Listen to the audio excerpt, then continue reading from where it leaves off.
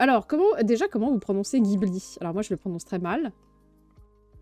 Mais en vrai, ça se dit pas Ghibli. C'est comme GIF et GIF. C'est le fameux débat. Même sur Wikipédia, c'est le débat. Mais voilà. Tu ne sais pas Metapulpo, mais tu n'es pas là. C'est ça. Pareil que toi. Ok. Je pense que beaucoup de gens le prononcent Ghibli. Il y en a qui font Ghibli. Et en fait, ça se dit Ghibli. Enfin, la prononciation à la japonaise, c'est Ghibli. Et voilà, Guetares, toi, tu fais la prononciation à l'italienne. Ghibli. Ghibli. Et en fait, il n'y a pas de... Je ne sais pas. Parce qu'en fait, c'est un nom utilisé par des Japonais venant d'un mot arabe, venant ensuite d'un mot italien. Donc vraiment, je ne sais pas. Les gibelins de Noël? Attends, c'est quoi les gibelins? Parce que là, j'ai des giboulées de Mars. Donc les gibelins de Mars. Mais les gibelins de Noël? C'est parce qu'on est dans la matrice. Ah non, c'est Mars. Ah oui. Ok, là, je l'ai. Les giboulées de... les giboulées de Mars. En fait, Djibouti, donc ça se prononce Djibouti en japonais. Ça vient de l'arabe, puisque c'est le mot pour dire le vent chaud du désert, le sirocco. Et en fait, Miyazaki, évidemment, l'a choisi, mais ça, c'est... Vous allez voir... Allez, tu cette langue. Allez, bouh, bouh, la langue française, bouh. Moi, j'aime bien Djibouti de il l'a choisi, évidemment. Maintenant, vous commencez à cerner le personnage, enfin, j'espère. En fait, j'ai l'impression... Moi, comme je bosse sur les 4 streams en même temps, j'ai l'impression... Quand j'ai fait mon planning ce matin, j'étais en mode, mais on a déjà parlé de Porco Rosso ou pas? J'étais complètement paumée. Donc je ne sais plus, je ne sais même pas ce que vous avez retenu du premier live. Mais en gros, c'est le vent.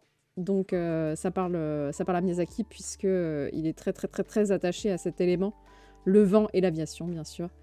Et l'idée derrière ce mot, c'est de faire souffler un vent nouveau sur l'animation japonaise. Ah, c'est type beau, ça. Voilà. Donc, c'est vachement bien pensé, en fait. Moi, je savais pas du tout qu'il y avait tout ça derrière Ghibli, quoi. Ghibli, pardon. J'avoue qu'un 3e stream sur Porco Rosso, je m'y attendais pas. Franchement, franchement, j'ai paniqué ce matin, vraiment. Parce qu'en fait, comme mon planning affichait le live de Porco Rosso de aujourd'hui, j'étais en mode, mais attendez, on l'a fait ou on l'a pas fait? On en est où, là? On est où, là? Et j'ai vraiment bugué dans ma tête. Donc voilà, non, c'est bon en fait. Je sais que demain, nous voyons le château. Mais j'ai dû regarder mon agenda. Hein. C'est pour vous dire à quel point je suis paumée dans ma vie. Donc oui, demain, c'est le château ambulant. Voilà, j'ai hâte. Parce que j'ai lu beaucoup de trucs sur le château ambulant et ça m'a donné envie de le revoir. Voilà. Donc, le premier film à sortir officiellement sous le label du studio Ghibli. Parce que, en fait, le château... Pourquoi j'ai écrit le château et Cagliostro? Pas du tout. Qu'est-ce que c'est que ça? Qu'est-ce que j'ai écrit? Je devais être pété. Ah si, le château de Cagliostro. Ah, mais il y a des châteaux partout, en fait. Ok, Bah oui, bien sûr, nous sommes d'accord, Metapulpo. Mais moi, c'est facile. C'est Princesse Mononoke, le château ambulant, Chihiro, et après, il faut se battre. Porco Rosso, je pense il vient de remonter dans mon estime parce que je l'avais assez mal jugé. Mais en fait, il est vraiment bien. Voilà. Après, il y en a où j'ai 0 avis dessus. Et il y en a, ils sont plus intéressants. Oh, vous êtes 5 à l'avoir vu et apprécié. Vu il y a 1000 ans. Et pas vu 2. Coucou Superplo. Coucou. Mais par exemple, Pogno, quand je l'ai vu la première fois, j'étais grave déçue. Mais en fait, là, j'ai lu des trucs hyper intéressants dessus. Donc il est pas si nul que ça, en fait. On parle des films de cochons. Les films cochons, hein. Ah oui, on a déjà... Peggy 18. J'étais en train de préparer une vanne sur le mot truffe et puis j'ai bugué. Donc oui, je ne sais pas quoi faire avec ce mot. Donc je vous laisse trouver des blagues cochonnes avec le mot truffe. Tu fais partie des 2? Ah oui, des 2 que t'as pas vu. Qui ont pas vu. Eh ben, j'espère que ça te donnera envie de le voir, Metapulpo.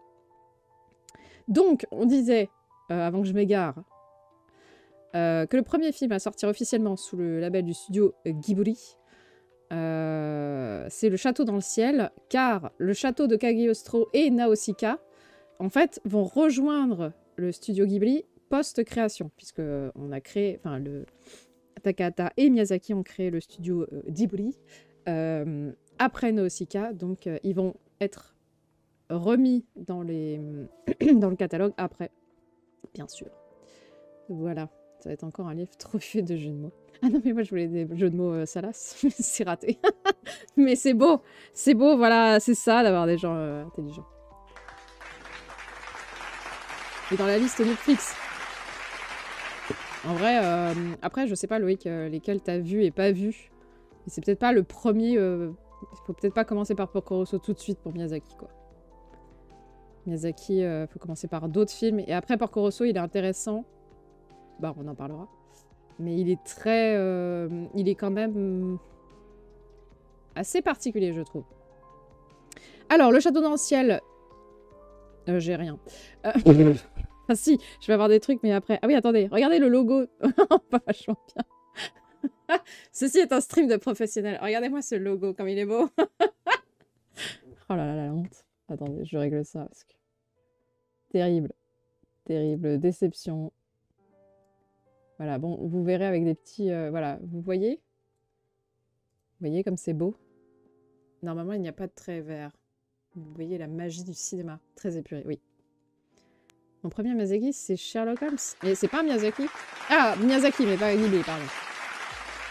J'ai jamais vu Sherlock Holmes, je crois. On aime, merci. Un fantôme de Totoro. Il est là. C'est le fantôme de Totoro. Je remets avec la bonne... Oula, regardez. Très beau. Voilà. Voilà, donc ça, c'était le logo du studio Ghibli qui ne va pas être créé, comme vous vous en doutez, vu que c'est Totoro. Il n'est pas encore sorti, Totoro.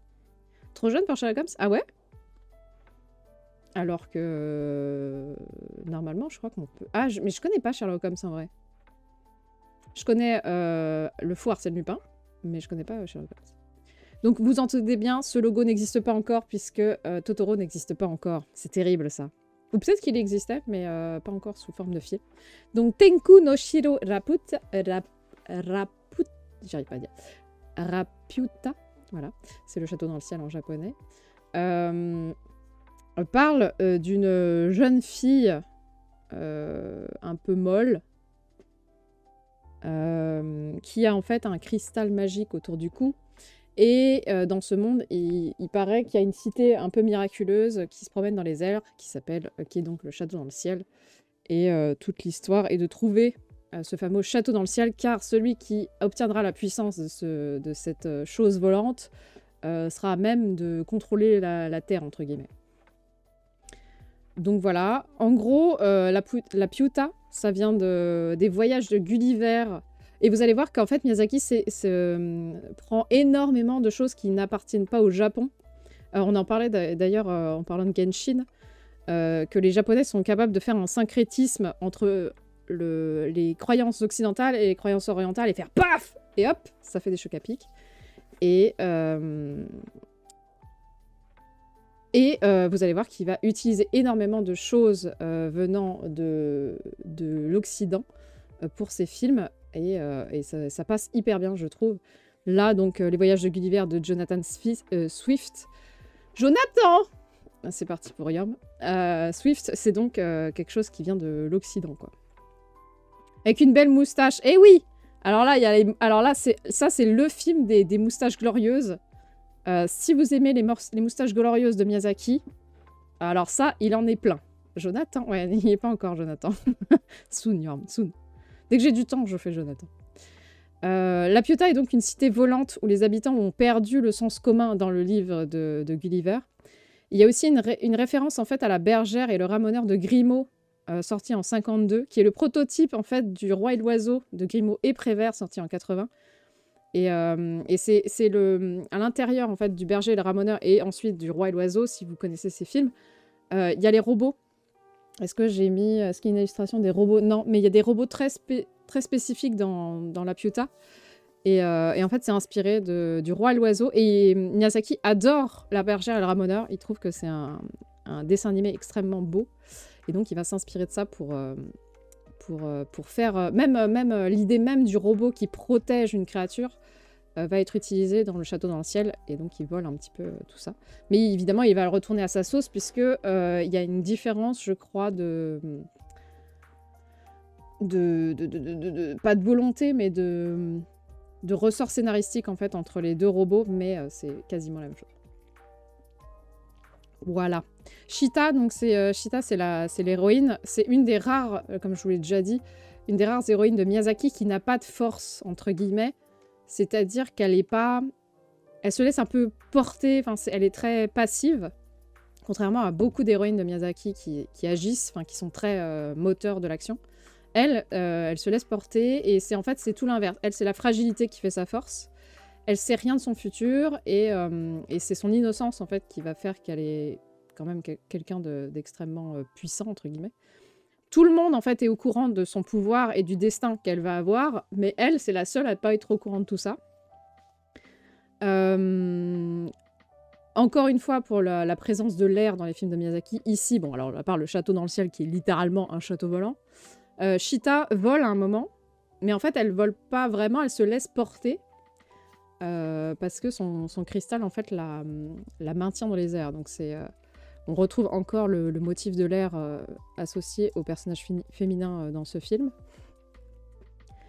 Dans le château dans le ciel, c'est la première fois, entre guillemets, où des critiques vont trouver que les personnages sont très caricaturaux. Alors, on peut le voir, en fait, ils sont très mangaïfiés. Mais par contre, les décors sont extrêmement travaillés. Et ça, pour certains critiques, ça leur pose problème, entre guillemets, parce qu'ils ne sont pas habitués à voir des décors aussi bien faits, et que les héros, eux, sont très en mode forme grossière. Genre, par exemple, dans ce film, en fait, il y a une dame qui a des fils qui sont complètement cons. Je crois que c'est des pirates de l'air ou un truc comme ça. Un petit peu les prototypes des idiots bêtes de Nausicaa, avec les glorieuses moustaches et tout et tout.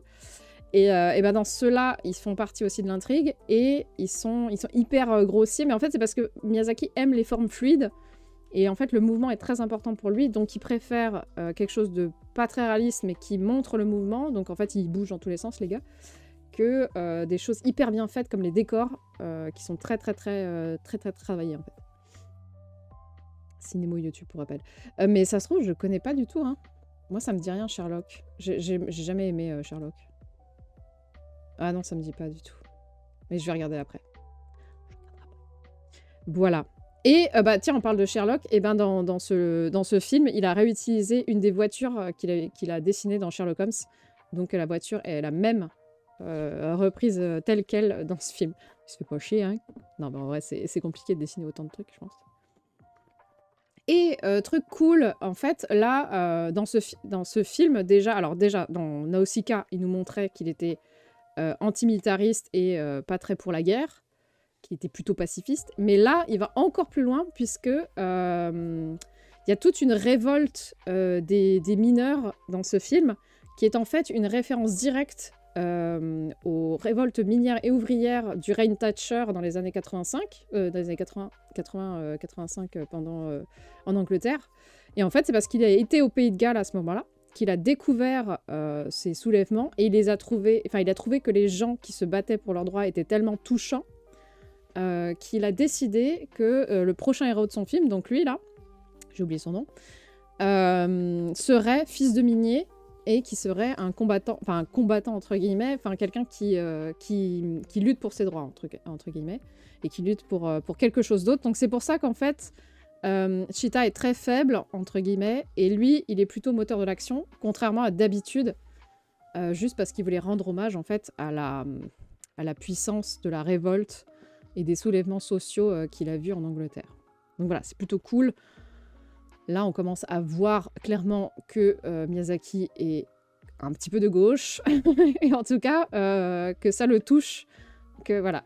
Je savais que ça allait te plaire, Ophéris. En fait, quand j'ai lu ça, j'étais en mode « Ah, c'est pas mal !» Et je me suis dit « Tiens, ça va plaire à quelques-uns dans le chat. » Big up aux mineurs, c'est ça. Ah oui, d'ailleurs, si vous voulez un très joli film, enfin, pas directement sur les mineurs, mais sur les sur les personnes LGBT qui ont aidé les mineurs à se soulever et ensuite qui ont été rendus quand ils ont eu des problèmes, eux. Je vous conseille le film Pride. Germinal. Ah non, je connais pas. J'ai jamais lu ce livre, je crois que je le dirai jamais en vrai.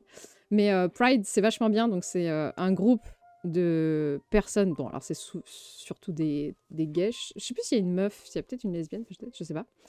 Et qui vont en fait soutenir les révolutionnaires miniers dans leur combat contre Thatcher. Et ensuite, à la fin du film, il y aura écrit les mineurs aideront ensuite les luttes LGBT en retour, en fait. Et je trouvais ça très cool. Et ce film est très mignon, très positif, on va dire. Voilà, je vous conseille Pride. En plus, comme ça, en bonus. Et sinon, je sais pas si vous avez remarqué, la série Germinal. Je savais même pas qu'il y avait une série qui s'appelait Germinal. Mais ça parle pas du tout de Germinal. En vrai, je sais même pas ce que c'est Germinal. Je suis nulle en classique. Mais comme dans le cinéma français, j'ai du mal avec les auteurs français aussi. Bon, après, Zola, c'est particulier. Faut aimer les descriptions de 20 pages. Désolé, mon gars. Ah, d'accord. Le film avec Renaud et Depardieu. Ah, Germinal? C'est un vrai film avec Renaud et Depardieu? Ça fait un peu Camoulox quand on sait ce qu'ils sont devenus maintenant, mais à l'époque, c'était peut-être moins pire. Ils étaient moins pires. Donc, je sais pas si vous avez remarqué, mais la tour là de La Pietà, en fait, est basée sur quelque chose de enfin, assez connu. Je sais pas si ça vous dit quelque chose. C'est pas la meilleure représentation que je vous ai foutue. Mais on commence à... La tour de Babel, bravo, Ferrus! La tour de Babel de Bruegel l'Ancien. Ah, c'est plus les mêmes, non. Ils ont un peu changé. Connard de Ferrus. La tour de Babel, ouais, en fait, qui est très circulaire comme ça, qui est jaune. Enfin, qui est sur papier jaune. De Babybel. Et voilà, donc c'est une représentation très connue de Bruegel l'Ancien qui est de la tour de Babel. Et donc il a repris ce design là-dessus aussi. Et je crois même qu'il y a certains... Du fromage, du jambon. Le mythe chrétien pour expliquer les multiples... Ouais, j'aime bien en fait, j'aime bien ce mythe en vrai. Je le trouve assez cool en vrai. Je crois que c'est... Je réfléchis, mais je crois que c'est peut-être un des rares mythes de la Bible que j'apprécie.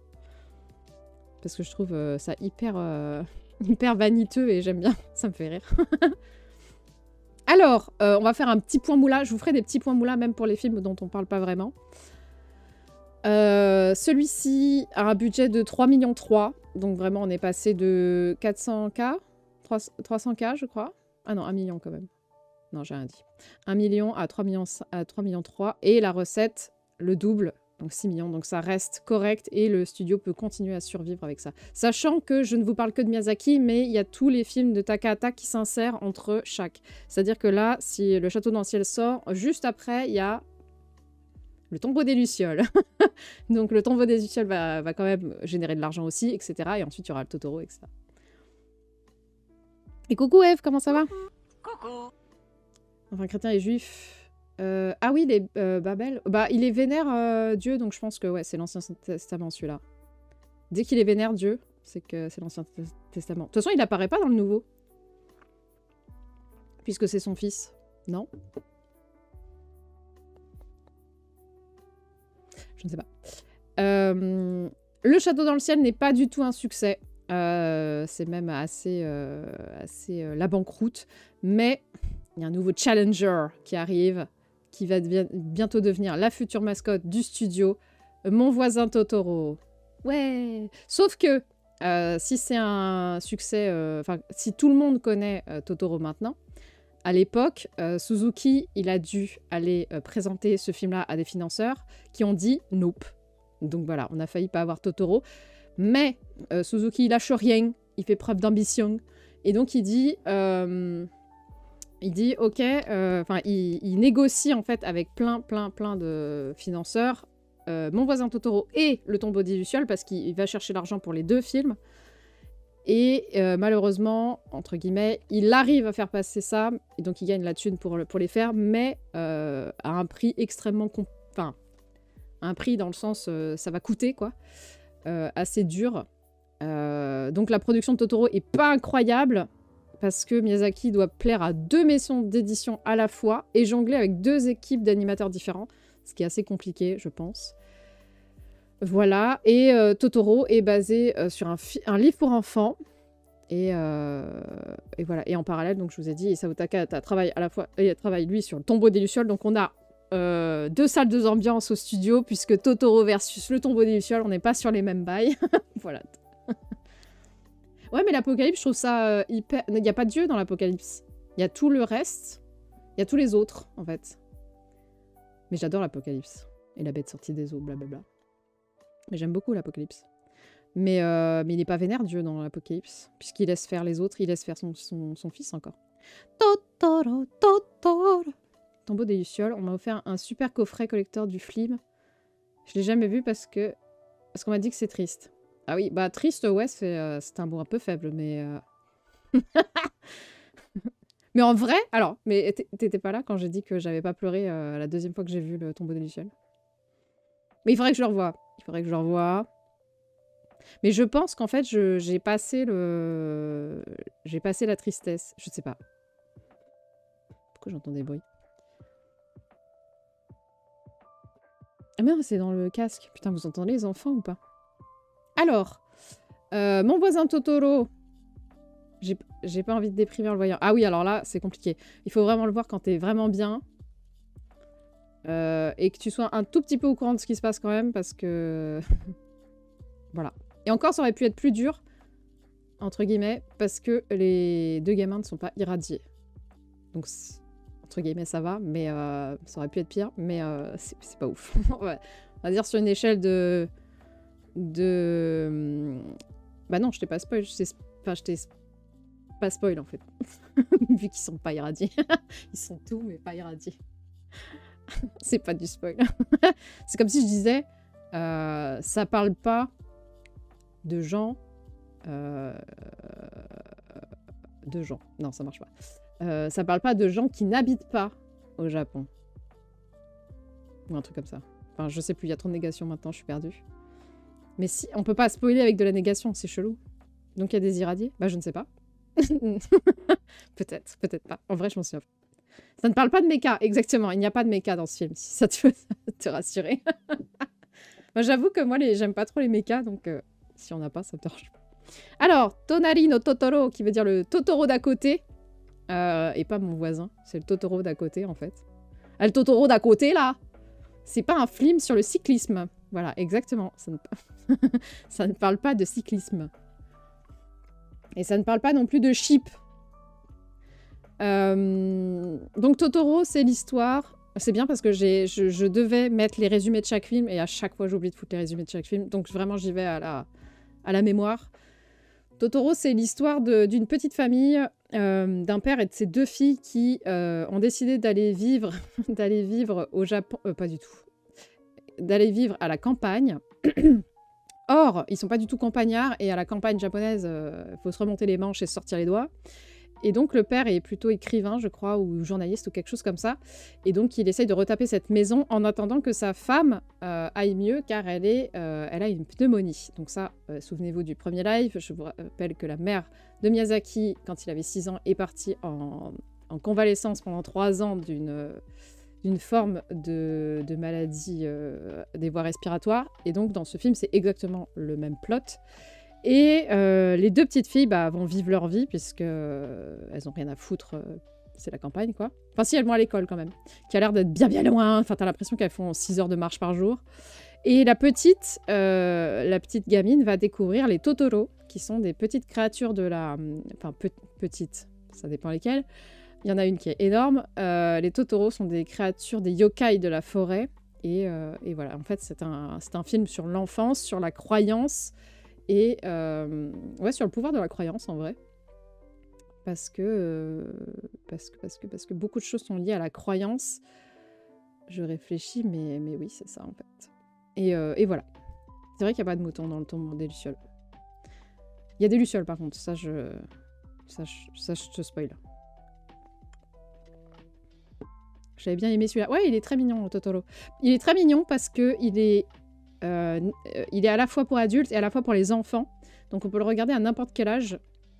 Il est pas traumatisant parce que moi, j'avais pas compris que la mère était malade quand j'étais vraiment très jeune et que je l'avais vu. Mais ensuite, j'ai compris quand je l'ai revu plus tard. Donc on peut vraiment passer à côté de tout l'aspect un peu négatif du film. Avec le meilleur des bus qui n'a jamais existé. Et oui, d'ailleurs, le voici. Ah merde, vous le voyez pas, mais il est là, le bus. Le bus magique. Pas du tout, c'est le chabus. Et voilà, donc on peut le voir vraiment à tous les âges. Contrairement à d'autres films comme Ponyo, qui est plus dur, je trouve, à appréhender pour les adultes. Parce qu'on ne voit pas toute la subtilité qu'il y a dedans.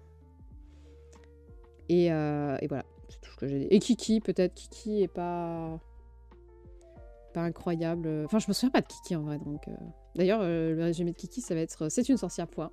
C'est tout. Alors là, c'est le succès. Par contre, j'ai pas du tout le. Évidemment, j'ai pas le budget. J'ai pas le budget, j'ai rien foutu. Voilà, j'ai pas travaillé. J'invente ce stream au fur et à mesure qu'il avance. Le film est un énorme succès au Japon, si bien que maintenant la comptine et c'est honteux. Attends, je me suis toujours silencée. Il tire. Mais non, il chie dans la forêt. Il chie dans les buissons. Peut-être qu'il chie pas. En même temps, t'as vu, son corps est vide et creux. Peut-être qu'il mange pas, en fait. Moi, je pense qu'il mange pas. Par contre, Totoro, il doit faire des bonnes grosses crottes. Et c'est tellement un succès que la comptine du film est chantée dans les écoles et que Totoro est devenu un des emblèmes du Japon. Comme Hello Kitty et Pikachu, en fait. Ils mangent les enfants. Mais en vrai, c'est extrêmement flippant, moi, je trouve, le chabus, là, quand il ouvre son corps, là. Enfin, moi, je trouve ça dégueulasse. Enfin, j'aurais trop peur de lui faire mal, déjà. Enfin, tu t'assois sur son... Sur l'intérieur de son ventre, en fait. Il mange quoi, Totoro? Je sais pas. Des glands, peut-être. Je crois que les bébés, ils mangent des glands. Le gros, bah, il mange des glands, mais pas les mêmes, vous voyez. Attendez. Vous le voyez, mon clin d'œil ou pas? Des glands. Pas de celui-là. Ah non, pardon. Alors, pas celui qui est... pas Peggy 18, non. Voilà, merci. Peggy 18. non, des mecs, des glands, les débiles. Bientôt Totoro sur le drapeau. Allez! Bah, bientôt, Djibouli rachète le monde. Ah, mais des glands, les mecs, quoi. Mecs. Le chabus, il ressemble pas au chat du Cheshire. Ah bah, peut-être que c'est une référence. J'ai pas beaucoup de... J'ai plus rien à dire sur Totoro. Parce que j'ai pas travaillé dessus, en fait. J'ai pas eu le temps. Voilà. J'ai rien lu dessus. Mais oui, il ressemble vachement au chat du Cheshire parce qu'en plus, il se met sur les fils électriques, là, comme ça. Ploup. C'est un Totoro libre dans ses choix. Libre dans sa tête. Voilà. Oui, eh ben, on parlera des Noiroad quand on parlera de Shiro, c'est-à-dire dans le 3e live. Waouh, ça devient complexe. Mais oui, les Noiroad, elles sont là. Elles sont hal. Et c'est la première fois qu'on les voit. Et d'ailleurs, c'est un des rares yokai qu'on revoit, en fait. Puisqu'elles sont dans Totoro et elles sont ensuite dans Shiro. Et c'est les mêmes. C'est les mêmes. Elles ont joué donc 2 fois dans les films de Miyazaki. Comme quoi, il y a de l'avenir en tant que Noiroad. Sans ensuite Kiki, la petite sorcière, tirée du roman d'Eiko Kadono, romancière japonaise. Et il prend la tête du box-office japonais. Donc, encore une fois, c'est un succès incroyable. Mais la production a été longue et chaotique. Pas pour des raisons financières, pour une fois. C'est pour des raisons de point de vue. En gros, Miyazaki était en train de travailler sur Totoro. Et pendant ce temps, le studio a réussi à avoir les droits d'adaptation du roman pour faire le long. Sauf que Miyazaki, il déteste le script. Donc, il se dit, je vais le faire moi-même. Hein, quand ça vous plaît pas, faites-le vous-même, ça ira plus vite. Sauf que quand il remanie le script, c'est l'autrice du livre qui n'apprécie pas le script que Miyazaki propose. Donc Suzuki et Miyazaki ont dû convaincre l'autrice de leur laisser continuer le projet. Voilà, et ils ont réussi puisque Kiki la petite sorcière va sortir en 89. Bravo les vous. Donc en gros, ah oui, et en plus des problèmes de vision, le studio est pas loin de la banqueroute malgré les succès de Totoro. Et je sais pas si Tombeau des Lucioles a fait un succès ou pas. Coucou Odys. Je sais pas du tout si le Tombeau des Lucioles a été un succès ou pas du tout. Mais même Totoro a pas su garder le studio à flot. Ils sont pas loin de la banqueroute. Et le budget alloué à Kiki a doublé, mais les animateurs sont moins payés. Parce qu'en fait, il y a besoin de plus de dessins et plus de travail, donc ils sont moins payés au dessin, entre guillemets. D'ailleurs, ils sont payés à la pièce, c'est-à-dire par image ou par dessin. Sauf que ça plaît pas trop à Miyazaki. Donc Suzuki et Miyazaki décident alors de prendre les personnes vacataires, c'est-à-dire ceux qui restent pas, en fait, qui sont pris comme ça pour aide. Ils les prennent avec eux dans le studio et ils les forment, en fait. Ils les forment et ils les guident pour qu'ils restent le plus longtemps possible et que ça devienne plus pérenne pour eux et qu'ils aient un avenir un peu meilleur que d'être, en fait, un peu précaire à faire des dessins comme ça à l'arrache et de pas avoir de travail peut-être à la fin. Donc, ils sont peut-être payés moins au début, mais en tout cas, ils ont un avenir un peu plus pérenne à la fin. Et Miyazaki, vraiment, son life goal, c'est de créer un bon environnement de travail pour que la qualité et le bien-être soient au rendez-vous dans son studio. Et donc voilà, il essaye vraiment d'y arriver malgré les problèmes de banqueroute et de problèmes d'argent que le studio a. Donc là, le studio survit une première fois à... Enfin, il va y avoir que ça. Hein. C'est le studio, en fait, il n'arrive pas à garder la tête hors de l'eau, le studio. Je crois qu'il y a eu trois fois où ils ont failli fermer. Mais je suis pas sûre de ce chiffre. Mais je crois que c'est plus de 2 fois, en tout cas. Voilà. Et là, Suzuki devient officiellement producteur chez Ghibli, après Souvenir goutte à goutte de Takahata. Donc le film juste après Kiki. Donc Kiki la petite sorcière, Majono Takyobin, qui veut dire service de livraison des sorcières. Puisqu'en fait, Kiki est une sorcière, une vraie sorcière, c'est-à-dire qu'elle est capable de voler sur un balai, elle a un chat noir, elle fait de la magie, elle fait des potions, etc. Mais je crois que son taf, c'est d'être service de livraison grâce au fait qu'elle puisse voler, en fait. Et elle est dans un monde plutôt réaliste, entre guillemets, dans le sens où il n'y a pas forcément de la magie, mais les sorcières sont parfaitement acceptées et intégrées. Il n'y a pas de souci à ce qu'elles fassent de la magie, et voilà. Mais par contre, je me souviens absolument pas du résumé de ce film, donc voilà, désolée, vous irez avec ça. Pour celles qui s'en souviennent, n'hésitez pas à me dire. En gros, Kiki a beau être une enfant sorcière, c'est pas du tout le point fort de ce film, puisqu'on s'attarde pas du tout sur sa magie. Un peu comme le genre, en fait, on s'en fiche qu'elle soit une meuf ou un mec. Enfin, c'est comme d'habitude chez Miyazaki. Oui, de la boulangerie, moi aussi, je me souviens qu'elle était boulangère, ou peut-être qu'elle apporte des choses à la boulangerie, je ne sais pas. En gros, ici, le point central du film, c'est qu'elle va devenir adulte, mais peu importe qu'elle soit une sorcière ou une personne normale, en fait, c'est juste un film sur, en fait, le passage à l'âge adulte. S.O. Venga à la fin, ouais, c'est... ouais, c'est... Je sais plus comment il s'appelle son cum, mais ouais. Lui, par contre, je crois qu'il essaye d'apprendre à voler, mais il n'y arrive pas trop. Peut-être qu'il peut pas, je ne sais plus. Et je vous avais dit que les décors et la ville de Colico étaient basés sur Stockholm et ses environs. Donc encore un... Ah oui, je ne vous ai pas montré. Hop, voilà. Là, on a un bon exemple des décors de Miyazaki. Très très très fouillés et plutôt réalistes. Donc ça, c'est basé sur les décors, pas forcément de Stockholm même, mais en tout cas, c'est dans la région. Et voilà. Donc là, vous avez quelques planches autour de Kiki. Kiki, la petite sorcière. Donc là, j'ai le budget et la recette. Incroyable, bravo Leveau, elle a bien travaillé. Le budget, effectivement, a doublé puisqu'il est de 7 millions et la recette est de 10 millions. Donc ça continue... Enfin, il y a toujours un retour sur investissement, mais pas assez pour que le studio vraiment s'épanouisse vraiment beaucoup. Mais ça leur permet quand même de s'en sortir un petit peu. Et après Kiki, vient Porco Rosso, film qui est complètement... Enfin, Maintenant que je l'ai vu, je le trouve moins bizarre que ce que j'en avais en souvenir. Mais il détonne un tout petit peu dans la filmo de Miyazaki, parce qu'il est dans un contexte hyper réaliste, un peu comme le dernier, en fait, qui s'appelle Le vent se lève. Mais par rapport au précédent, il est vachement ancré dans la réalité et bien plus réaliste, même s'il y a toujours cette part de fantastique, puisque c'est un homme cochon, le héros. Porco Rosso était avant Kiki et Totoro. Et non. Totoro puis Kiki. Alors, Kurenai no Buta, sorti en 92, donc cochon rouge, littéralement. C'est basé sur un des mangas de Miyazaki, qui s'appelle Ikutei Jidai, qui veut dire l'ère du bateau volant.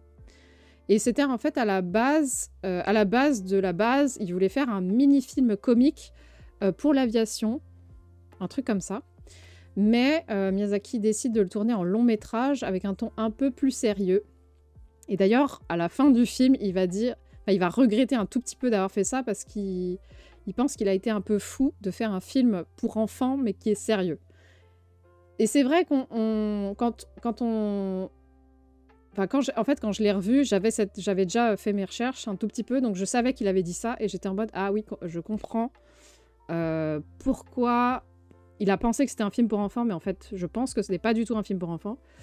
Parce qu'en fait, il y a des scènes un peu pas débiles, mais ouais, c'était pour enfants. Et il y a des scènes un peu débiles, genre les gars qui se tapent dessus comme des gros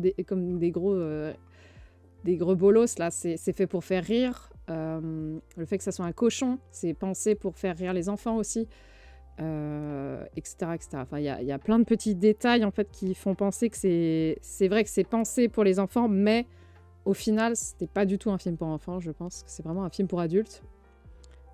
Parce que lui, vraiment, quand t'es gosse, tu comprends que dalle à ce qui se passe, hein. T'as juste un mec qui vole et qui est un cochon et t'es là, ouah, et voilà, c'est tout. D'ailleurs, je me souviens pas du tout que, en fait, c'est très dur de résumer Porco Rosso, puisque Porco Rosso, c'est l'histoire d'un homme cochon qui va faire réparer son avion pour faire des bagarres dans l'air. Voilà, je pense qu'on peut résumer ça comme ça, vraiment très large, pour pas spoiler, mais c'est très bizarre en vrai. Les gamines qui se font kidnapper au début. Oui, par exemple. Ça, c'était très drôle. Enfin, les gamines insup. Et qui préfèrent être un porc qu'un fasciste. Exactement. Fasciste. Fasciste de merde. Donc, Porco Rosso est un des rares films où le personnage principal est un homme. Bon, c'est un cochon, mais c'est un homme quand même. Dans ce film, les gimmicks de Miyazaki autour du genre échappent pas à la règle, puisque les hommes sont des enfants. Ah merde, c'est qui George Abitbol déjà? C'est dans La Classe américaine. Les hommes sont clairement des enfants, notamment à cette fameuse scène où ils se battent comme des gros débilos, avec leurs égos gigantesques. Voilà. Donc ils sont grotesques et ridicules, évidemment, puisque ils se battent comme des chiffonniers alors que le danger est proche. Et qui c'est qui annonce le danger? Bah, c'est la meuf. Parce qu'elle est adulte, elle réfléchit aux risques, etc. Donc, comme toujours, les femmes ont le pouvoir de faire changer les choses. Et elles sont fortes, elles se débrouillent toutes seules. Elles n'ont pas besoin d'elles. Enfin, elles n'ont pas besoin des mecs, en vrai. On peut le voir aussi avec la fameuse scène des femmes qui travaillent à l'usine pour réparer les avions. Parce que les hommes ne sont pas en capacité de le faire. Donc, les femmes prennent le relais et sont tout à fait capables de le faire sans l'aide des hommes. Montrant encore une fois que les femmes n'ont besoin de personne sur leur Harley Davidson. Même si, dans cette scène, nous avons un très joli passage où les deux mecs ne branlent que dalle, à part foutre des mégots sur un gamin et agiter un landau. Porco Rosso, vraiment, il branle rien. Une belle leçon encore de l'inutilité des mecs. Terrible. Et c'est Fio, évidemment, qui répare, donc Fiona, celle qui répare l'avion. Un avion donc dangereux et unique. Et Gina, qui est la seule protagoniste de Miyazaki, vraiment montrée sous un jour féminin et sexy. Elle le sait, hein. Elle se cache pas de sa féminité. Et c'est elle qui protège Porco Rosso des armées italiennes et fascistes qui arrivent à la toute fin, quoi. Oui, c'est les deux seuls mecs de la scène. Bah oui. Ils branlent vraiment rien, quoi. Enfin, si l'autre, il fait ses calculs dans son coin, quoi. Alors, première personne féminine dont je vais parler, c'est Fiona, qui est orpheline, mais qui est débrouillarde et qui évolue dans un monde d'hommes. D'ailleurs, elle va le dire à Porco Rosso, vous ne voulez pas m'engager. Pourquoi? Parce que je suis une femme ou que je suis trop jeune? Donc elle a bien compris que Porco Rosso a des réticences face à son genre et ou face à son âge. Et donc elle lui retourne la tête pour lui bien le montrer que c'est pas son âge qui va influer sur sa capacité au travail et c'est pas le fait qu'elle soit une femme non plus qui va l'empêcher de faire des plans et de réparer son avion. Et comme Porco Rosso est quand même un mec assez intelligent, il va accepter qu'elle travaille pour lui, quoi. Et d'ailleurs, elle a un autre moment d'éclat, c'est quand elle retourne le cerveau aussi des pirates de l'air, en leur disant qu'ils sont pas d'honneur et que c'est pas normal, même si là, c'est un petit peu... là, c'est là où ça m'a gênée, et je pense que le film est vieux pour ça, c'est qu'elle s'offre en butin, donc ça, c'est un peu triste, même si on sent qu'elle a tellement confiance en Porco Rosso qu'elle sait que ça va pas arriver, mais c'est un peu triste de s'offrir en butin, et elle le reconnaît elle-même qu'elle a fait une grave erreur. Donc voilà, c'est peut-être un des points... c'est un des deux points qui est un peu chelou. Enfin, qui est un peu contraire à nos valeurs de maintenant, quoi. Nous. Parce que je pense que les gens qui ne pensent pas comme nous s'en battent la race de ce genre de truc. Et d'ailleurs, c'est une des rares héroïnes un peu enfant, entre guillemets, parce qu'elle est jeune, mais qui commence quand même à être... qui commence à tendre vers la féminité adulte. Parce qu'elle tente beaucoup de choses, même si Porco lui met des stops assez régulièrement. Elle est quand même un petit peu adolescente plus, quoi. Elle tente des trucs. Mais Porco, lui, il est voué... Enfin, il est plutôt attaché à Gina. Gina, qui, elle, est une femme pure et stricte, enfin, au sens strict du terme, c'est-à-dire qu'elle est adulte. Et d'ailleurs, ce qui est bien dans les films de Miyazaki, c'est que les femmes ne s'opposent pas dans le sens intérêt amoureux, quoi. C'est pas parce que Fiona a des sentiments pour Porco et que Gina aussi qu'elles vont s'affronter sur ce terrain-là, pas du tout, puisqu'à la fin, on apprend que Fiona est une très très très bonne amie de Gina, qu'elles sont restées potes, et donc elles s'opposent pas en fait pour se bagarrer le seul mec du tas. Fiona, elle a bien compris que c'était pas du tout sa place et qu'il fallait qu'elle trouve sûrement quelqu'un d'autre ou qu'elle vive sa vie, quoi. Et donc, il n'y a pas de rivalité de cœur dans les Miyazaki. Les femmes dans les films de Miyazaki peuvent s'affronter, comme on le verra dans Mononoke, mais elles s'affrontent jamais sur des questions de cœur, elles s'affrontent toujours sur des idéaux et sur des valeurs. Donc c'est plutôt cool. Ça relève un petit peu le niveau des personnages féminins qu'on a l'habitude de voir.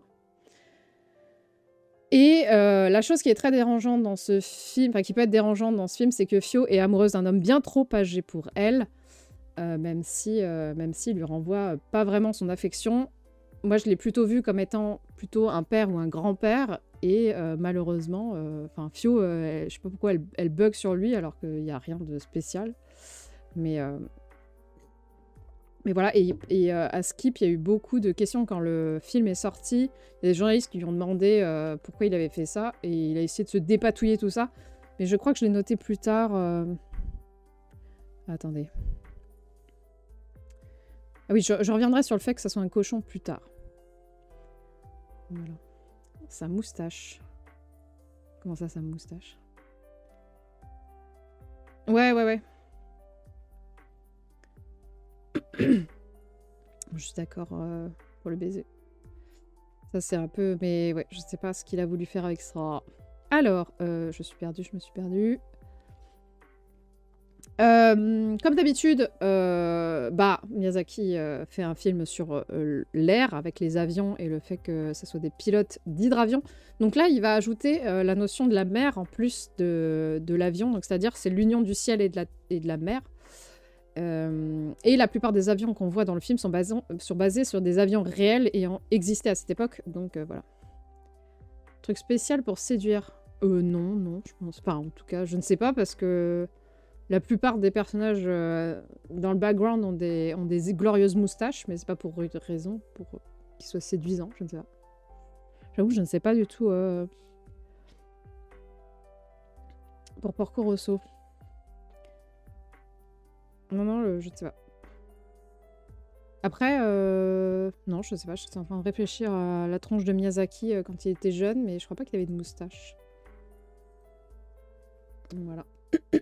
Alors, la chanson phare du film, c'est Le Temps des cerises.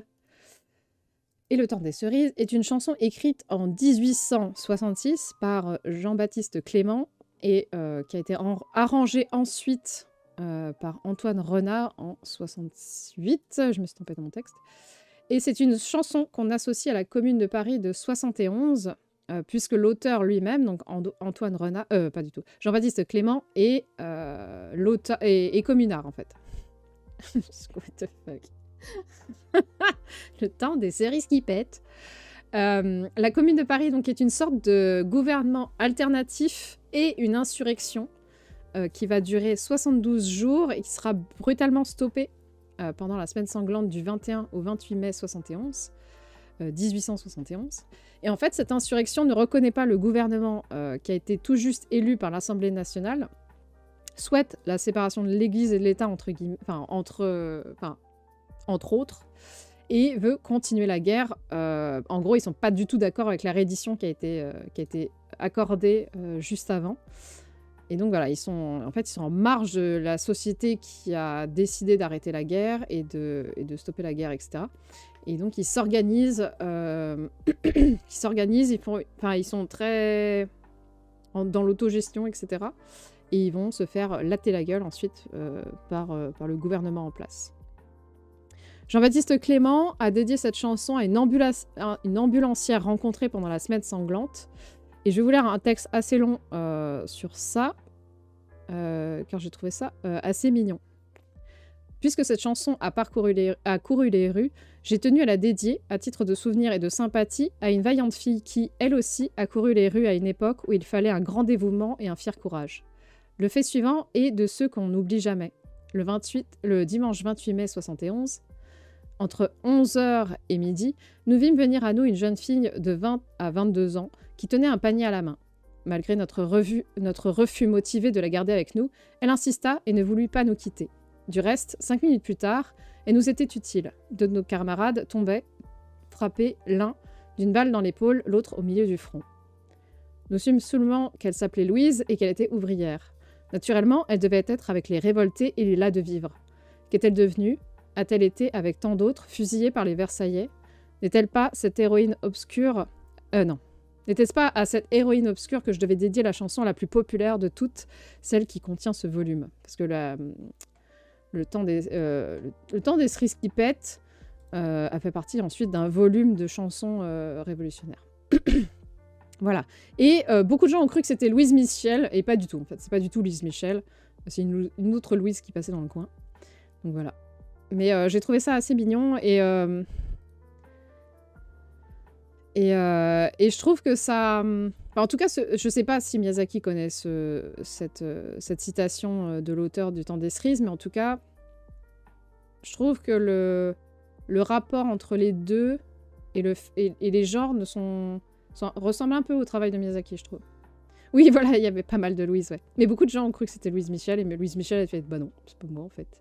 Mais bon, comme c'était peut-être la seule... La Michel! C'était peut-être la seule qui était connue, et ils ont dit bon, allez, tout le monde s'appelle Louise Michel, maintenant, c'est bon, c'est fini.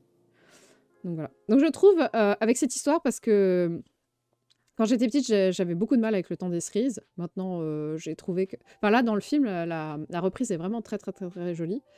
Mais j'ai pas plus d'affection que ça avec cette chanson. Mais avec ce texte et avec tout le contexte, je trouve que ça matche plutôt bien, en fait, avec le film. Et l'idée que les meufs peuvent autant aider en période de révolution que les mecs. Et voilà, je trouve ça cool. Alors, le film se place dans la mer Adriatique, c'est-à-dire la mer qui est à la droite de l'Italie. Dans l'Italie des années 20. Et c'est pas anodin, ni ce lieu, ni cette date que Miyazaki a choisie, puisque c'est à ce moment-là que le parti fasciste commence à monter, mais n'est pas encore au pouvoir. En gros, le parti fasciste est encore à la marge, il est violent et bruyant, mais il n'a pas encore la main sur le pouvoir, puisque le parti national fasciste de Benito Mussolini comme leader ne naît en fait officiellement qu'en 21, c'est-à-dire un an après le film. Mais ça n'empêche pas Mussolini d'être dans les starting blocks depuis au moins 10 ans. En fait, j'ai lu vraiment rapidement la bio de Mussolini parce que j'avais pas de temps, malheureusement, cette semaine. Mais en gros, il est énervé depuis très très longtemps. Et c'est terrible parce que je crois qu'il est gauchiste, anarchiste de base. Donc c'est encore plus rageant de savoir qu'il est parti en couille à ce point-là, quoi. Mais j'ai l'impression que c'est un peu la base. Donc c'est triste, quoi. Et tout ça d'ailleurs, c'est au milieu des années 20, en fait, enfin, de l'année 1920, qui fait changer de bord son groupe auquel, enfin, le futur parti fasciste, il le fait changer de bord, c'est-à-dire qu'il était vraiment de gauche au début de 1920, sauf qu'il s'est rendu compte que les partis de gauche ne voulaient pas s'allier à lui parce qu'il était trop vénère. Donc, il est allé chercher à la droite, et à la droite, tout le monde était en mode « Yes !» Donc voilà, ça va tellement vite. Ouais, voilà. Bah, en vrai, je pense qu'il se croyait de gauche, donc il appelait la gauche en permanence, sauf qu'en fait, il était trop vénère, donc il a trouvé des amis à droite. Mais je pense qu'il se trouvait vraiment de gauche. Hein. Je pense que dans sa tête, il était de gauche. Tu m'as fait trop peur. Ouais, je pense qu'il se croyait. Les girettes politiques. Ah oui, bah oui. Mais voilà, j'étais un peu choquée. Je pensais vraiment qu'il était de droite de base. Mais en fait, il était de droite de base, mais lui, il croyait vraiment qu'il y croyait. Alors, j'ai re-ouvert la page Wikipédia sur le fascisme, parce que je n'arrive pas à retenir ce que c'est le fascisme. Donc, j'espère que je ne me tromperai pas, Ferrus. Donc, le fascisme est un système politique autoritaire qui associe populisme, nationalisme et totalitarisme au nom d'un idéal collectif suprême. En gros, les crises économiques de l'après-guerre, la Première Guerre mondiale, ont permis à beaucoup d'idées fascistes de monter en Europe, avec Mussolini en premier, Hitler et Franco en chef de file ensuite. Donc Italie, Espagne, Allemagne. Et le fascisme est surtout rattaché à Mussolini et à son temps au pouvoir. En gros, vraiment, le fascisme, c'est censé être le règne de Mussolini, mais maintenant, on l'étend dans les termes à toute idéologie pouvant s'y rapprocher. Le fascisme, évidemment, prône le collectif au service d'un ordre plus grand que soi. C'est-à-dire qu'on est un maillon dans la chaîne, mais on ne doit pas dépasser, en fait. Sauf le leader, visiblement. Ça prône aussi la pureté de l'homme. Donc tout ce qui est hors norme est détruit. Handicap, sexualité... Qu'est-ce qu'il y avait d'autre? Attendez, c'est tout, non? Idées politiques, bien sûr. Tout ça, ça dégage. Et ça se base aussi sur des notions de masculinité fortes. Les hommes doivent être extrêmement puissants, les femmes doivent être des ventres à faire des petits marmots pour continuer à faire grossir la nation. Et bien sûr, on adore le passé. C'est toujours un passé glorifié parce que, voilà, il faut bien se rattacher à des valeurs de merde. Le passé, c'était mieux avant. Voilà. Comme souvent, à l'extrême droite, ils se disent de gauche car ils parlent de défendre le petit... Oui, c'est vrai. C'est pour ça que c'est terrible, en fait. Donc, dans ce film-là, pourquoi avoir foutu Porco Rosso au milieu d'un fascisme qui grandit? Alors déjà, c'est un homme cochon, donc un petit peu hors norme, hein, on va pas se mentir. Donc déjà, il est... déjà, rien que dans sa forme, il est déjà hors norme, donc il est censé être détruit.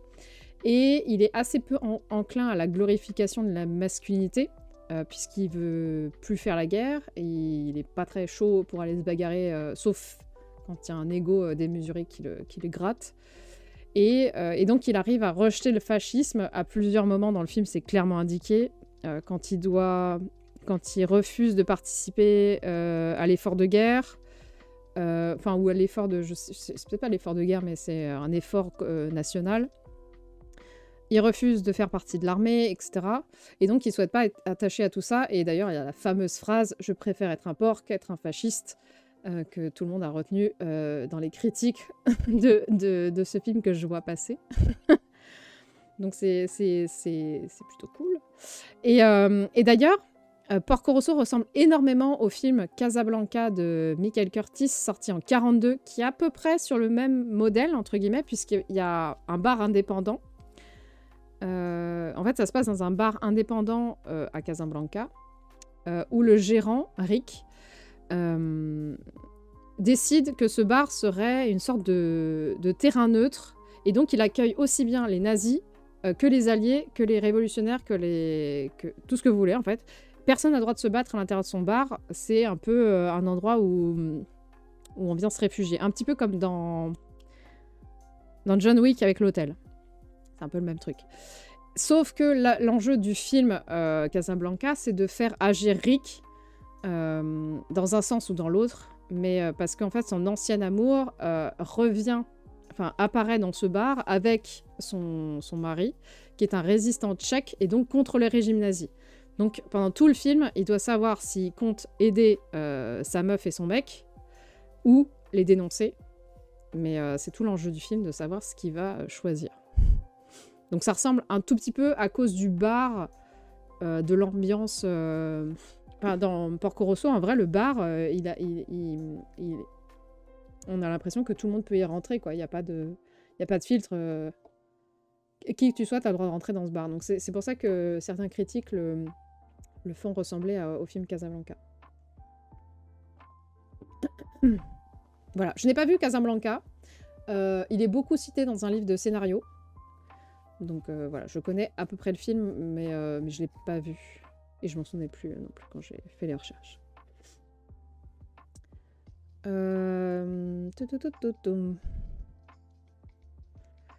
Alors, après la sortie du film Porco Rosso, en fait, Miyazaki a avoué avoir perdu espoir dans un monde meilleur.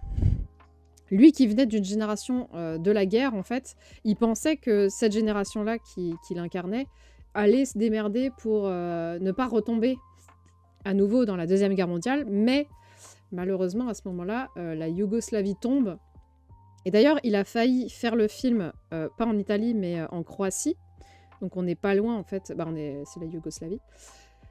Et donc, en fait, c'est ce moment où la Yougoslavie tombe à nouveau dans le fascisme qui lui fait perdre espoir, en fait, en l'humanité, on peut dire ça comme ça.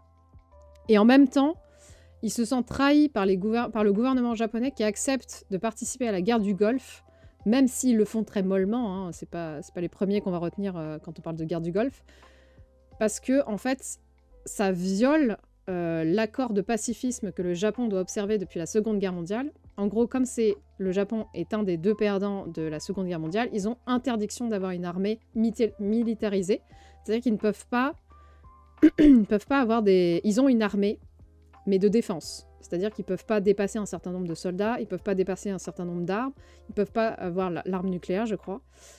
Voilà, donc en fait, ils ont une petite armée pour les défendre au cas où, mais ils n'ont pas le droit de participer à des conflits et ils n'ont pas le droit d'être armés suffisamment pour attaquer. Et pourtant, le Japon va accepter d'aider les Américains dans la guerre du Golfe, puisque il y a tout un micmac en fait à cause de la fin de la Seconde Guerre mondiale. En fait, les États-Unis ont pris quasiment main mise sur le Japon. Ça a été très très très très long pour que les Américains acceptent de dégager vraiment. Genre, il reste encore des bases militaires au Japon américaines, ce qui pose beaucoup de problèmes en fait aux Japonais, parce qu'ils se sentent complètement surveillés en permanence.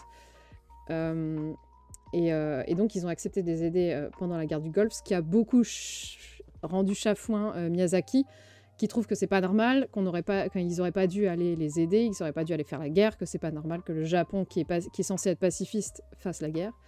Donc voilà, donc il est vraiment, en fait, à la sortie de Porco Rosso, il est vraiment dans un mood assez down, Je sais pas j'ai pas vérifié quel âge il avait, mais je crois qu'il est à la crise de la quarantaine en plus. Donc vraiment... Ouais, je crois qu'il... Attendez, non, il a 60 ans ou il a 40 ans? Je crois qu'il a... Ah, peut-être 60 ans. Enfin bref, il est pas bien quand Porco Rosso sort, en gros. Et d'ailleurs, c'est pour ça que dans le film, il y a un Américain qui est en fait l'anti-héros, puisque Curtis est un peu l'opposé de Porco Rosso.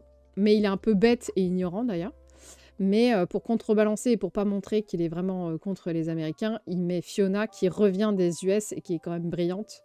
Donc il veut montrer que not all Americans. Quoi. Coucou Loud, comment ça va? Coucou. Alors pourquoi un cochon rouge? Alors, on pourrait se dire, c'est quand même étonnant. Pourquoi un cochon et pourquoi il est rouge? Miyazaki d'ailleurs, au début... expliquer son choix parce je vous rappelle que c'était censé être un film pour enfants, donc il voulait juste rendre ça drôle, il voulait que son personnage principal soit un peu drôle. Les animaux, ça aide en fait, ça aide les enfants à s'identifier et tout ça. Et il trouvait que les animations d'un cochon volant, c'était pour permettre d'accéder plus facilement à cette vision très réaliste du contexte. Et donc réduire en fait le réalisme de ce contexte qui est vraiment très, très lourd, puisque le fascisme c'est pas rien quoi. Donc en gros ça rend le film un peu plus regardable entre guillemets par des enfants ou même par des adultes qui seraient pas trop au courant de ce qui se passe, et donc ça passe mieux. Mais Miyazaki, à force d'être interviewé sur pourquoi un cochon rouge, il va dire que son cochon pourrait être en fait le dernier des rouges, donc vraiment un communiste, volant seul dans le ciel. En gros, lui, il met un tout petit peu de politique là-dedans. En gros, effectivement, la couleur rouge, elle n'est pas anodine dans ce cas-là. Et Miyazaki, en fait, on le verra aussi avec Chihiro, beaucoup de symboles dans le cochon, qui serait un symbole d'autopunition, d'avarisme et d'égoïsme, comme on le voit avec les parents de Chihiro qui mangent, qui se transforment en cochons, puisqu'ils n'ont pas été capables de réfréner leurs ardeurs, et ils ont volé, mangé de la nourriture qui ne leur appartenait pas, sans demander la permission. Donc ils sont vraiment égoïstes parce qu'ils n'ont pas pensé à leur gamine, et avares parce qu'ils ont mangé tout ce qu'ils pouvaient, et ils sont auto-punis entre guillemets. Enfin, ils sont punis. L'autopunition, c'est plus dans Porco Rosso, puisqu'il a la culpabilité du survivant, puisque c'est le seul à avoir survécu de son escadron. Donc c'est pour ça, autopunition. Et voilà. Et d'ailleurs, Miyazaki, comme je vous l'avais dit, il vient d'une famille qui a beaucoup participé à la Seconde Guerre mondiale, donc qui porte naturellement la culpabilité au fond de lui. Puisque voilà quoi, l'esthétique de la bouffe, oui. Donc oui, à cause de en fait, le fait d'avoir une famille aussi présente dans l'histoire de la Seconde Guerre mondiale fait qu'il a une énorme culpabilité en lui, qui ajoute ça au fait qu'il soit japonais, puisque je vous rappelle que le Japon, pendant la Seconde Guerre mondiale, est vraiment la pire des enflures. Enfin, c'est vraiment le pays le plus dégueulasse qui soit. Si vous connaissez Mendeleïev, qui est le docteur nazi, qui a fait beaucoup d'expérimentations sur les peuples juifs, je vous recommande de vous renseigner sur... Ah, comment ça s'appelle? Putain, j'en parle dans ma vidéo sur Godzilla. Ah, putain, sur cette horreur de docteur japonais qui a fait les pires atrocités sur les peuples coréens. Genre, limite Mendeleïev, à côté, c'est une petite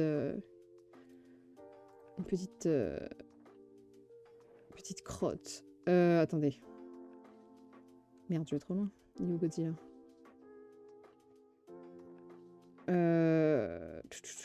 Personne n'en parle de ce gars-là, en plus. C'est tellement énervant.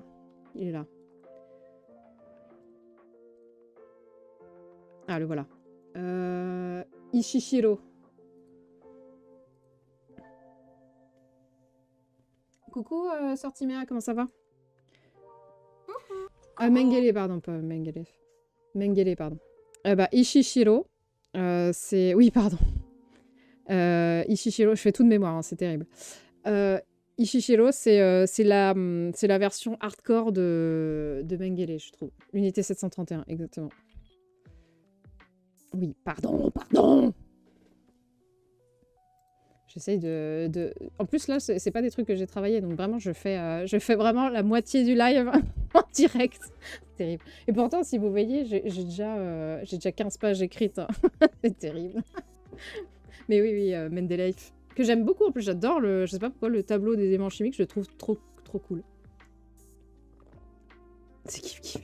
Peut-être pas quand même. Le pauvre Mendeleev qui fait des tableaux et hop, on lui met... voilà. Donc, si vous aimez les bons connards de la vraie vie, Ishishiro, c'est vraiment belle ordure. Donc voilà. En gros, culpabilité d'être d'une famille qui a participé à la Seconde Guerre mondiale, culpabilité d'être un Japonais, juste, en plus, né pendant la Seconde Guerre mondiale, donc vraiment affreux. Et souvent, il va reparler de cette culpabilité en interview, enfin, il va pas l'accepter, enfin, il va l'accepter parce qu'elle fait partie de lui, en gros. Mais elle fait aussi partie de cette chose qui est devenue une force créatrice et qui fait ce qu'il est de lui actuellement, en gros. Donc c'est pour ça que ces films parlent beaucoup de guerre, etc. Parce que ça le touche énormément et qu'il essaye de réparer comme il peut, je pense, au moins son ego. Et peut-être s'il peut amener les autres à changer ou des trucs comme ça, je pense qu'il est content. 100% de la réalité. Ouais, mais je sais pas, mais même sans parler de ça, je sais pas, je le trouve vachement élégant, ce tableau. Il y a des gens cultivés, et oui, heureusement qu'ils sont là. Heureusement que le chat, c'est un stream interactif. 100% commu, bien sûr, je fais des fautes pour que vous puissiez intervenir. Et en fait, quand j'ai revu Porco Rosso, je sais pas pourquoi... je sais pas pourquoi ça m'a rendu un peu triste. C'est pour voir si on suit. Voilà, exactement. Eh ben, vous avez un... Comment on appelle ça? Un main connection. Je sais pas pourquoi, quand j'ai revu Porco Rosso, en fait, ça m'a rendu triste. Parce que j'ai vachement vu Miyazaki dedans, en fait. Wi-Fi Brain, c'est ça. Ah, le Wi-Fi Brain. Et ça m'a rendu triste parce qu'on sent bien... Enfin... On sent bien en fait qu'il y a vachement de Miyazaki dans ce film. Et beaucoup d'analystes vont prendre Porco Rosso comme si c'était une autobiographie de Miyazaki à ce moment-là. Et je pense qu'on n'est pas loin. On n'est pas loin de la vérité en vrai. Même si Marco c'est Porco Rosso en vrai, est un tout petit peu plus jeune que Miyazaki dans le film, leur réflexion en fait et leur comportement pourraient être les mêmes. Ils ont les mêmes réflexions sur la vie. Le fait qu'il y a une perte de la... Oui, il n'a pas connu, il est né pendant la guerre en fait. Il est né en 41 ou 42. 41. Donc tu vois, la guerre n'est pas du tout terminée. Il est né vraiment pendant. Ils ont déménagé en permanence à cause de la guerre. Donc ça lui a vachement, cassé son enfance en fait. Et ils ont les mêmes réflexions donc, sur la vie, sur la perte de la jeunesse. La crise de du milieu de vie, la perte des rêves et des idéaux, comme je vous l'ai dit, vraiment il a une baisse de morale à ce moment-là, et la pression de la cinquantaine, donc là je pense que Miyazaki en fait a 60 et Marco en a 50, et en gros je pense que... et là si on prend Porco Rosso comme étant vraiment un avatar de Miyazaki, à demi-mot, il dit qu'il préfère être un cochon qu'un fasciste, qui prendra plus part à la guerre, qui envoie des milliers de morts sans raison. Donc là, si on prend vraiment Porco Rosso comme étant une déclaration de Miyazaki dans toute sa force, on commence à comprendre qui est Miyazaki en gros. Et d'ailleurs, ce qui est marrant, c'est que sur cette question du foi en l'humanité, il va avouer qu'il s'est toujours battu avec sa mère sur cette question en fait, de la stupidité humaine. Elle considère que les gens n'ont plus d'espoir, donc c'est pour ça qu'ils sont un peu débiles, dans le sens où, comme t'as plus rien à perdre, autant y aller à fond. Et lui, il pense qu'ils sont stupides de base, donc il est un petit peu pessimiste sur les bords. Mais je crois qu'il s'est rendu compte que c'était elle qui avait raison. Donc il est revenu sur ses dires. Mais voilà. Donc c'est drôle. plus la famille qui a travaillé à la conception d'avions de guerre, exactement. En gros, les Miyazaki, père et oncle, sont des concepteurs d'avions qui ont servi aux kamikazes qui se sont jetés sur Pearl Harbor. Donc il est né pendant la guerre. Il l'a pris en pleine gueule et en plus sa famille a hautement participé à Pearl Harbor, donc à la suite qui arrivera sur le Japon, c'est-à-dire bombardement massif et les 2 bombes atomiques. Quoi. Yeah! Comment bien commencer la vie. Ça, je vous l'ai mis, ce n'est pas là par hasard puisque c'est le vrai endroit qui a inspiré pour le lieu où Porco Rosso habite. On voit que c'est quasiment la même chose, parce qu'il a refermé au-dessus.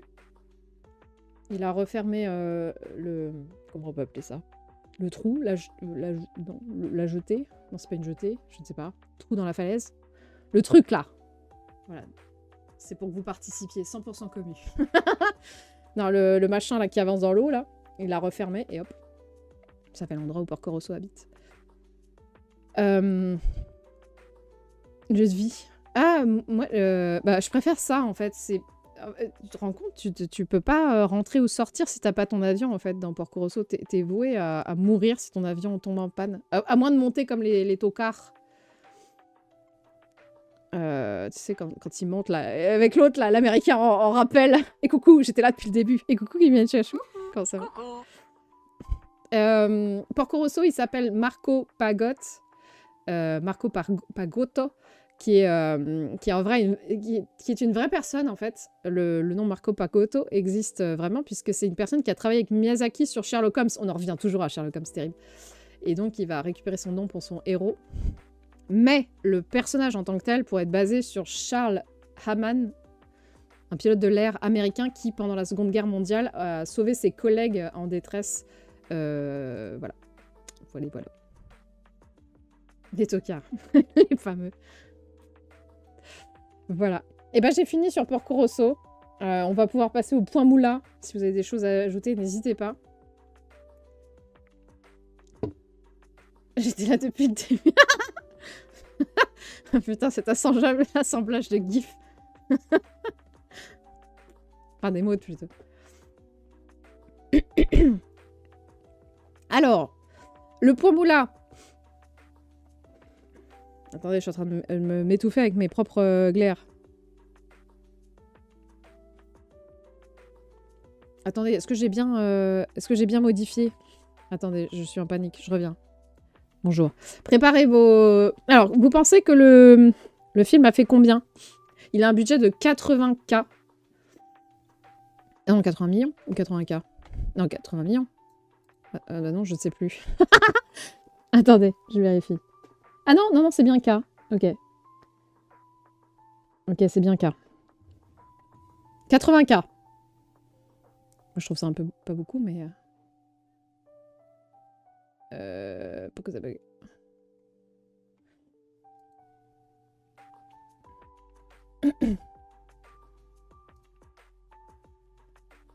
Ah oui, d'accord. Attendez.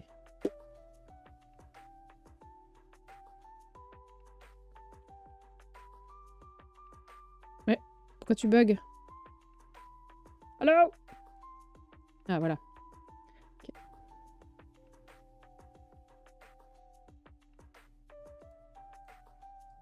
Attendez, je vais y arriver. Attends, on est où là? On est où là? Ok. Hop, voilà, je vais y arriver. Alors, il a bidé, non? Oui. Alors, 800K, c'est moins. Donc déjà, tout ce que vous avez mis, c'est moins. Il a bidé, ouais.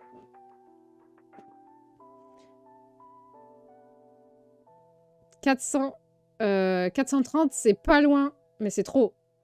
Ouais. Mais c'est un peu plus que 150K quand même, il faut se nourrir. Ouais. Mais après, il est parti de très bas. Hein. 80K, c'est pas beaucoup. 180... 390, 350. Ah, 350, on se rapproche. Ça pique. Mais en vrai, si on parle de 80K et ensuite qu'on arrive, donc c'est 300K en vrai, ça reste ok. Ça reste ok. Puisque tu doubles, tu plus que doubles ton budget. Alors, je suis en train de me demander en vrai si j'ai pas... Je suis en train de me demander si j'ai pas merdé. C'est pas... Non, ça peut pas être 80 millions. Je suis en train de paniquer. Bon, ça se trouve, c'est des millions. J'en sais rien. Je suis perdue. Attendez, je vais chercher. Budget. Porco Rosso. J'ai vérifié 4000 fois le château ambulant et Mononoke. Mais Porco Rosso, je l'ai pas fait. Attendez, je vais aller sur le wiki. Le wiki de Ghibli. 80 millions. Ouais, c'est beaucoup par contre, 80 millions. C'est vrai. C'est pour ça que je suis en panique. Je ne sais pas. Je ne sais plus. Je suis perdue. Alors, Wiki Ghibli Fandom. C'était là-dessus où j'étais allée.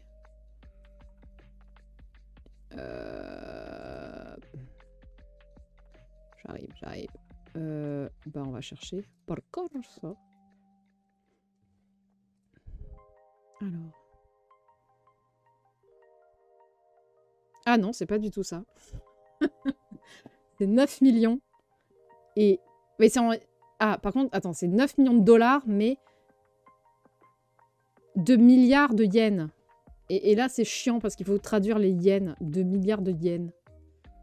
Yens en dollars. Et j'avais fait ça... C'est pour ça que j'ai retapé 1000 fois mon truc. Attends, 2 milliards. 1, 2, 3... 1... Ça fait 1,7 million. 1 mi... Mais non, c'est pas possible.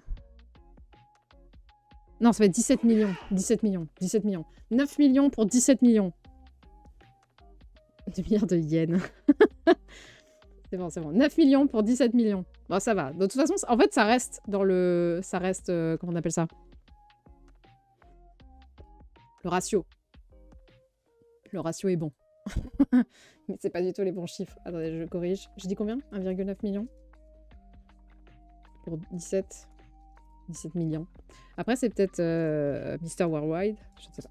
Je ne sais plus. Je suis perdue. Donc voilà. Bon, il a pas tant bidé que ça, alors. Attendez, si je corrige... Est-ce que je peux corriger?